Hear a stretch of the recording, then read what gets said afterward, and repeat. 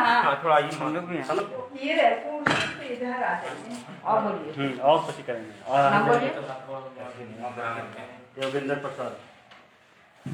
देखिए आप मैडम सिर्फ मुहर में रह रहा है, चेकअप नहीं होगा? पिता के नाम अरे यहाँ पे चेक नहीं कुछ हो रहा है ना। ये सिर्फ मुहर क्यों मारे मैडम? उम्र कितना है? चिन्ह समझ में यहाँ जांच हो रहा है। कहाँ? तो उम्र कितना है? मैडम एक मिनट चेकअप नहीं हो रहा तो आप नाम क्यों लिख रहे हो?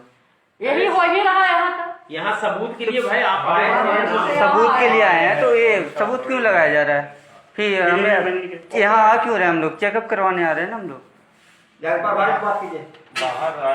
बाहर इस बात कर लेते हैं जब हम चेक करवा रहे हैं, जब हम चेक इन होगा तो फिर कौन है कौन है?